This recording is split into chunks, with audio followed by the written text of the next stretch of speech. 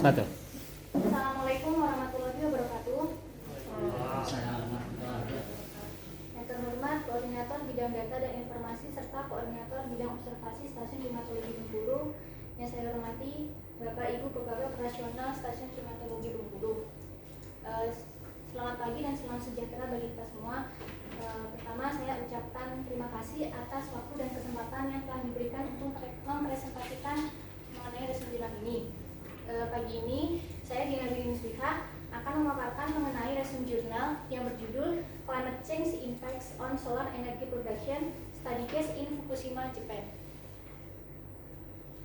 Outline yang akan saya bahas pada paparan kali ini yang pertama adalah pendahuluan, kemudian data, yang dilanjutkan dengan metode, kemudian hasil dan diskusi, dan yang terakhir adalah kesimpulan. Yang pertama adalah pendahuluan. Energi terbarukan merupakan salah satu alternatif dalam menghadapi perubahan iklim.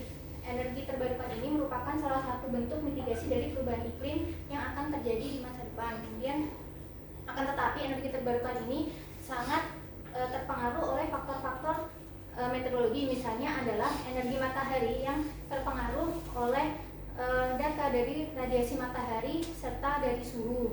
Kemudian energi dari angin yang sangat berpengaruh dari arah dan kecepatan angin.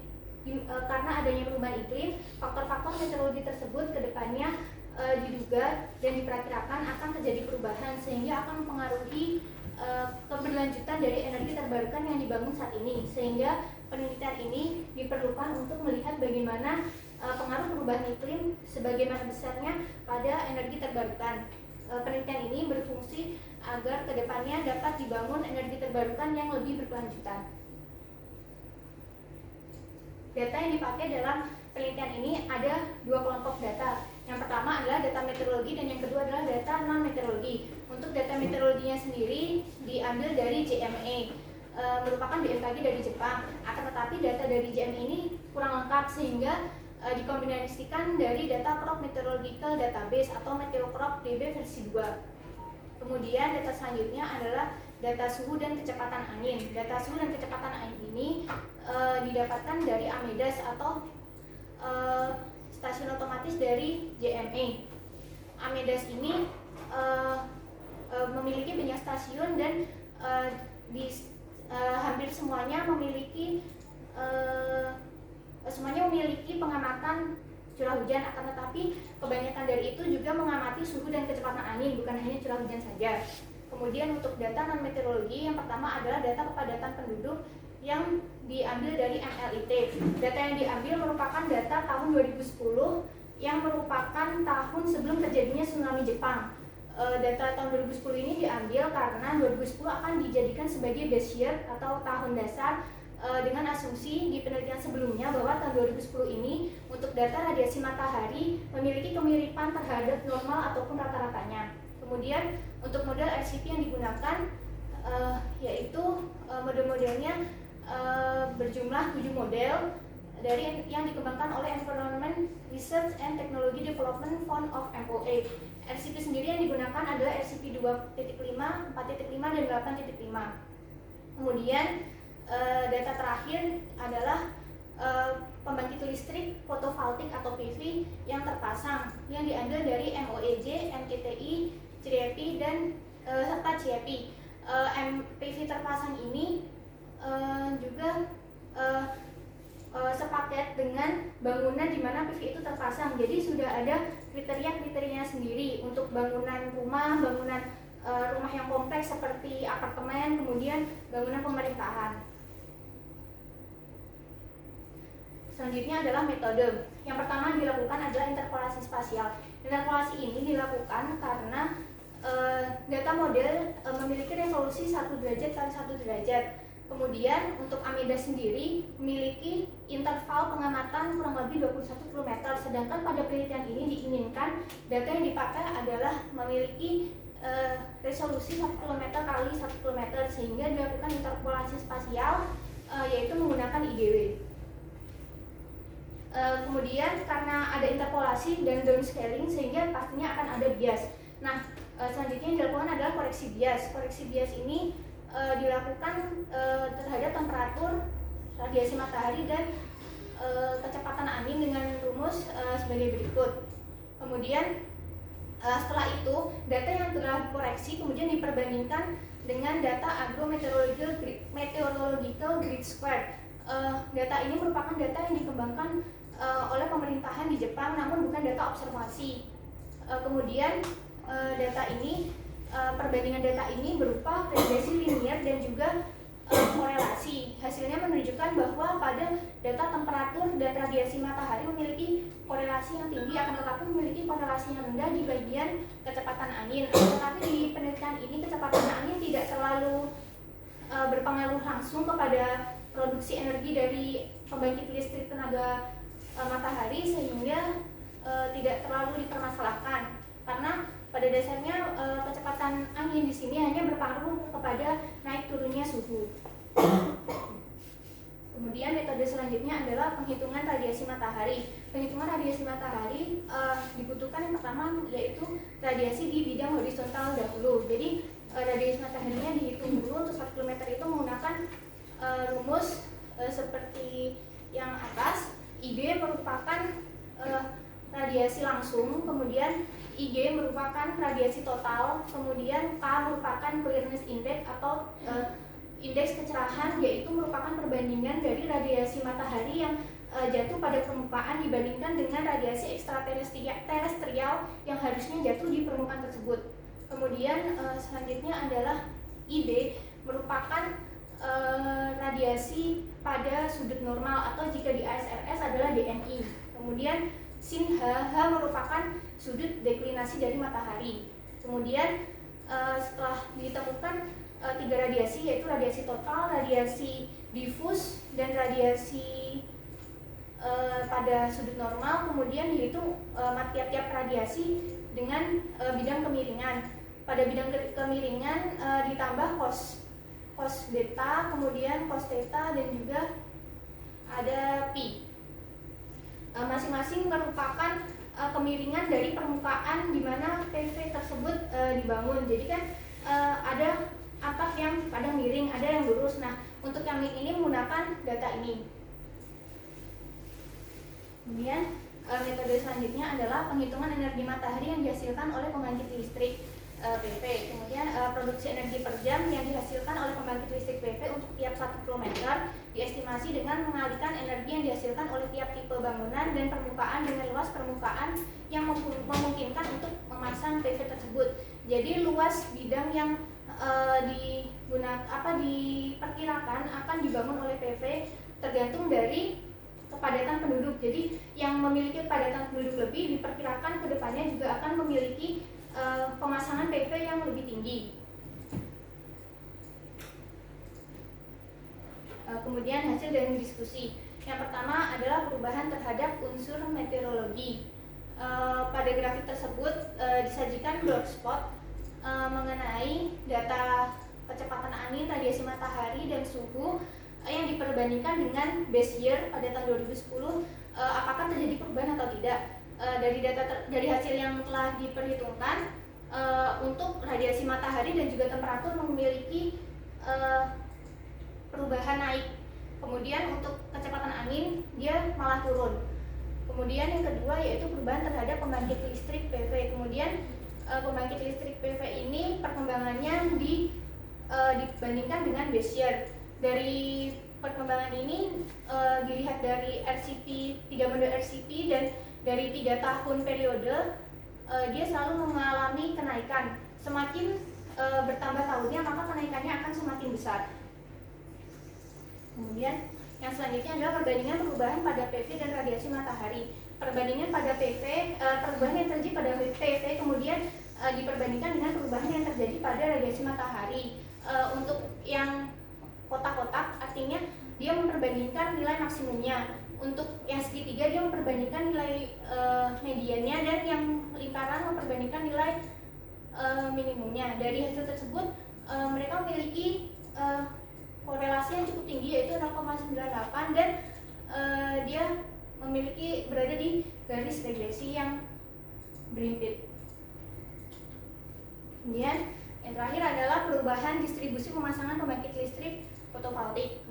Dari yang biru ini merupakan nilai dari fotovoltaik itu sendiri dari tahun ke tahun. Untuk yang A merupakan fotovoltaik dengan dengan efisiensinya tuh masih sama dengan tahun base year, yaitu 18,5. Kemudian yang B yaitu perkiraan fotovoltaik di tahun 2050 dengan efisiensi yang sama, dengan asumsinya tidak ada perubahan efisiensi, yaitu 18,5 menggunakan data Mirror 5H dan RCP 8,5. Nah, sedangkan yang C menggunakan model dan RCP yang sama, akan tetapi efisiensi dari PV tersebut dinaikkan menjadi 40%, sehingga diasumsikan di yang C ini bahwa kedepannya PV mengalami perkembangan dan juga kemajuan sehingga efisiensinya dapat naik. Kemudian untuk gambar yang hijau ini merupakan nilai perubahannya. Untuk yang A merupakan efisiensinya tanpa ada perubahan, sedangkan yang bawah adalah dengan perubahan efisiensi. Ternyata jika efisiensinya sama tetap terjadi perubahan, akan tetapi perubahannya tidak sebesar pada jika efisiensinya dinaikkan. Kemudian perubahan paling banyak terjadi di pertengahan kota Fukushima, yaitu mencapai 12 hingga 14 gigawatt hour per tahun per kilometer persegi, di mana sesuai dengan hipotesis awal bahwa di pertengahan kota ini merupakan bagian paling padat sehingga PV dipasang lebih banyak daripada wilayah lainnya. Kemudian untuk diskusinya, yaitu pada penelitian ini data yang digunakan masih kurang baik karena Ameda sendiri hanya masih memiliki interval itu 21 km, sehingga kedepannya diharapkan ada data observasi lain yang dapat diperbandingkan dengan Amedas. Kemudian untuk penggunaan data model diharapkan kedepannya ada data model yang lebih baik. Kemudian untuk kejadian iklim ekstrim pada penelitian ini belum diperhitungkan, padahal pada kenyataannya kejadian iklim ekstrim dapat memberikan pengaruh, terutama pengaruh fisik kepada pembangkit listrik PV, misalnya adalah angin besar, kemudian hujan yang dapat merusak dari kondisi fisik si PV tersebut. Kemudian yang terakhir adalah perubahan populasi dan pembangunan. Pada penelitian ini perubahan populasi dan pembangunan tidak diperhitungkan, sehingga diasumsikan hingga tahun 2070 populasi dan pembangunan yang ada di Fukushima Jepang itu dianggap sama. Padahal pada kenyataannya saat ini Jepang sedang mengalami penurunan populasi, sehingga seharusnya populasi dan pembangunannya juga akan berubah untuk kedepannya. Kesimpulan yang didapatkan dari penelitian ini, yang pertama adalah penelitian ini sangat penting untuk menilai efek jangka panjang dari dampak perubahan iklim terhadap pembangkit listrik tenaga surya. Kemudian yang kedua, berdasarkan analisis tahunan dengan menggunakan base year 2010, pembangkit listrik tenaga surya di Jepang diprediksi mengalami peningkatan yang disebabkan oleh perubahan iklim sebesar 1,7% di 2030, 3,9% di 2050, dan 4,9% di 2070. Nilai ini dapat berubah ketika base year-nya itu berubah. Jadi jika ada penelitian baru dengan menggunakan base year baru, maka angka-angka persen ini juga dapat berubah. Kemudian yang terakhir adalah diharapkan sosialisasi tentang dampak dari perubahan iklim terhadap energi terbarukan di Jepang dapat lebih dimaksimalkan, karena Jepang memiliki prospek yang baik terhadap energi perubahan iklim, di mana energi radiasi matahari, di mana radiasi matahari ini akan semakin tinggi seiring dengan terjadinya perubahan iklim. Demikianlah paparan yang dapat saya sampaikan. Mungkin dari Bapak Ibu dan rekan-rekan ada yang ingin ditanyakan atau ditanggapi. Dipersilakan.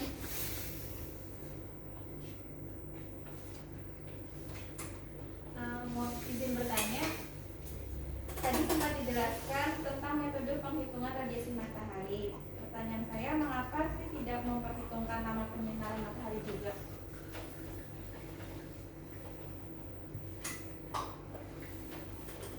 Mungkin pertanyaannya ditampung dulu, mungkin ada pertanyaan lain. Pertanyaan yang lain, satu pertanyaan lagi.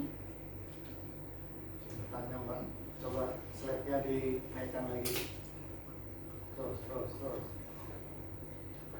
Duduk. Maju dua Mbak, bawah. Nah ini. Nah itu kan untuk data Amedas itu kan dia kan data model ya. Bukan. Bukan. Nah, Dia data observasi. data observasi dia kan tulisannya 21 km, sedangkan yang diharapkan itu 1 km kali 1 km. Nah itu kan di downscaling namanya ya. Iya. Nah setelah di downscaling, lihat apa slide selanjutnya. Nah itu ada koreksi bias. Nah setelah di downscaling, koreksi bias. Nah apa sih tujuannya kenapa harus dikoreksi gitu loh? Terima kasih. Baik, mohon izin mungkin 2 pertanyaan dulu, saya jawab dulu, mungkin kalau ada nanti dilanjutkan. Untuk radiasi matahari, kenapa tidak memperhitungkan lama penyinaran matahari? Jadi pada penelitian ini data lama penyinaran matahari masih agak sulit ditemukan, sehingga hanya digunakan data radiasi matahari. Akan tetapi di jurnal-jurnal lain sebenarnya sudah ada data yang menggunakan lama penyinaran matahari. Bahkan data angin sebenarnya kurang dipakai, akan tetapi di penelitian ini malah dipakai. Untuk suhu memang harus dipakai karena suhu sangat mempengaruhi efisiensi dari panel surya yang dipasang. Seperti itu, makanya di akhir kesimpulan tadi di pembahasan, di diskusi maksudnya, di diskusi dikatakan bahwa kedepannya data yang digunakan dapat lebih baik. Untuk pertanyaan selanjutnya dari Mas Andre, kemudian kenapa data Amendas, kenapa diperlukan koreksi? Iya. Jadi data Amendas dan data GCM yang dipakai, Amendas kan masih 21 km, GCM-nya sendiri 1 derajat per 1 derajat 100 km. Nah untuk sedangkan yang diinginkan penulis adalah 1 km kali 1 km, sehingga diperlukan downscaling. Nah dari downscaling ini, dari proses ini tentunya ada bias yang terjadi karena dia bukan data awal, bukan data mentah, tapi dia sudah data yang diolah, sehingga diperlukan koreksi bias untuk melihat seberapa besar bias yang terjadi pada data yang akan digunakan pada penelitian.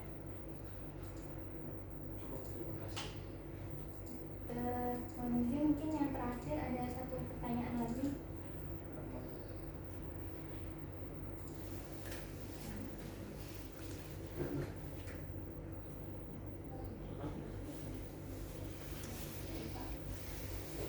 Aku dulu juga boleh.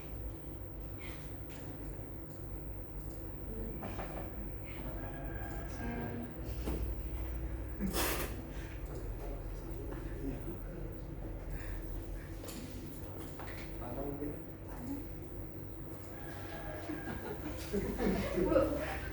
Cukup berarti. Cukup. Demikian presentasi yang dapat saya sampaikan. Saya ucapkan terima kasih untuk perhatian dan juga kesempatan serta waktu yang telah diberikan. Demikian, wassalamualaikum warahmatullahi wabarakatuh. Waalaikumsalam.